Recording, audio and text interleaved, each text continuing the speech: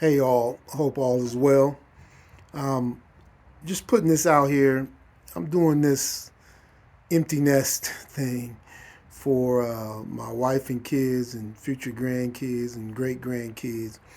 I'm not a granddad right now, and I do not plan on being one anytime soon. To my two sons, you know my rule. I want you to be a husband first and then a father second. Um, that is what I hope and wish for you guys. But I wanted to do something just so you guys remember me and remember what I had to say.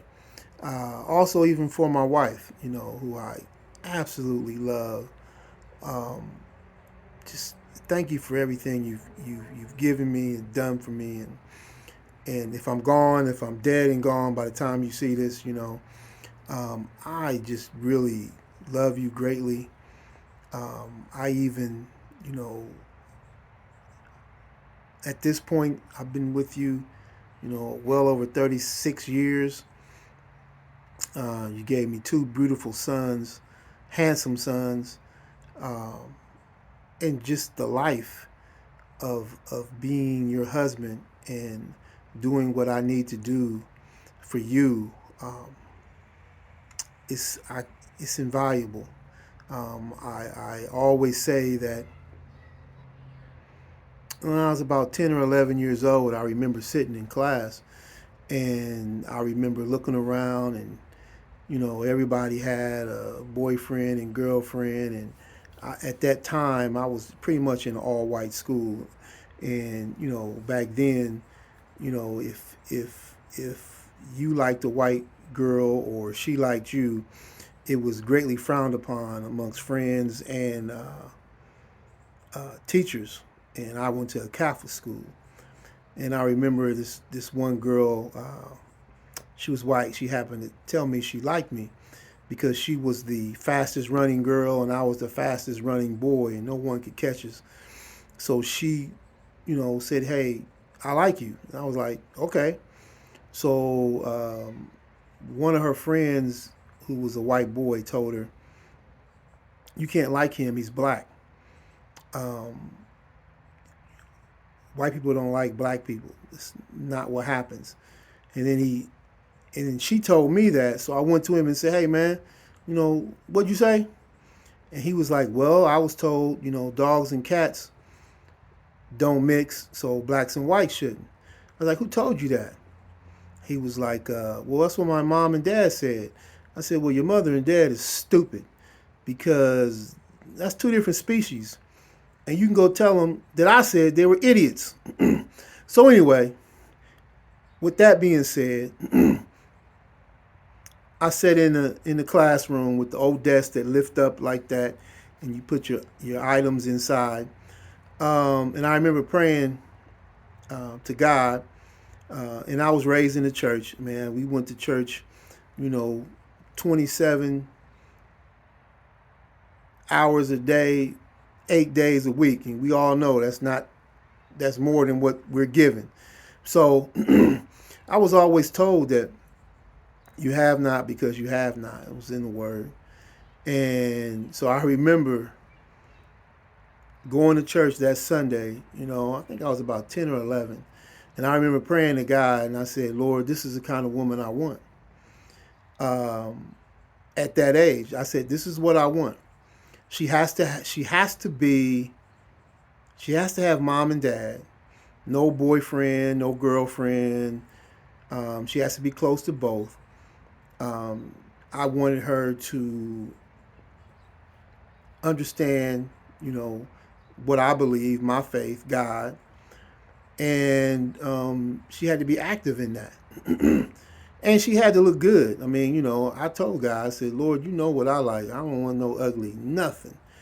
Uh, and then I closed it all off, by saying that, Lord, she had to have a fat booty. And everybody laughs when I tell them that, but hey, man, I was young and my parents told me that the Bible says you have not because you have not. Ask whatever you want, and if it's for you, you will get. Well, let me tell you, many years later, God gave me everything I asked for. I got the perfect wife for me. I got the perfect in-laws who are like my best friends to this day. You know, if you're watching this and I'm still living, they are my best friends. Um, I don't have any in-law stories. Oh, my in-laws are coming over. When I beg my in-laws to come over and we prepare everything for them, they're awesome. They raised an awesome daughter who I dedicated everything to, who also gave me great children who we actually asked God for. And He gave us just that. Um, and I'm saying that to say, to my wife, thank you for everything, you've done, putting up with me, just being there when, times gets hard as being a father and being a husband and you're understanding it. And that was one of the big reasons why I wanted a, a woman, a wife who had mom and dad, because I grew up with mom and dad. I grew up with a very strong father and a very strong mother. And all their people that are around them were the same. My parents didn't have friends that were pretty much not married or divorced, and I didn't see that growing up. And I knew if I had a woman who understood that, she not only understood my role as a father and a husband, she understood her role as a mother and a wife because she's seen that daily, um, during her growing up time. And that was very important for me. I really don't care what anybody else think about it, but it worked for me. So I just want to put that out there. I think I'm going to drop a little bit more things here and there, but just for my future grandkids or even my boys, when you guys are going through what young men go through, you can look at it and say, hey man, that was my dad. Because I went through most of those things that you guys are probably going through, and I made it. you know I do what I do. I know you guys took a little heat because mom and I were a little strict on you, and we didn't party and club and drink and those things, and I hope that or smoke. I hope that you learn from that, and if you make mistakes, man, just don't make bad mistakes. You know, pray. My goal was always to raise you guys to be mighty men of God. I never thought about, oh, my boy's going to be the president of the United States. I never thought about that when we had it, but I always said I want you guys to be productive members in society. Leave it better than it was when you got it, and don't tarnish the name, man. The name means a lot. There were a lot of people before me who died, who fasted, who gave up things in their life just so I could sit here and make this what I'm making for you guys. And I thank them for it as well. So I think I've talked a little enough right now, but this is not future relatives or my kids and wife. This is not going to be a crazy production where I'm having lights and editing and all that. I'm just hitting the camera, talking, and letting you guys know that I really love you, and this is me. I really wish I could have seen my grandparents, great great great grandparents, and went on from there. We tracked them. We tracked them all the way back to slavery, where Caroline was one of George Washington's house slaves. But it'd have been great if they had it then. So I'm gonna do it now. I'm not really big in social media. You guys know that. So I just really want to let you guys know at all times I love you. I would walk and do anything I could to help y'all. You boys know it, being in college and playing sports.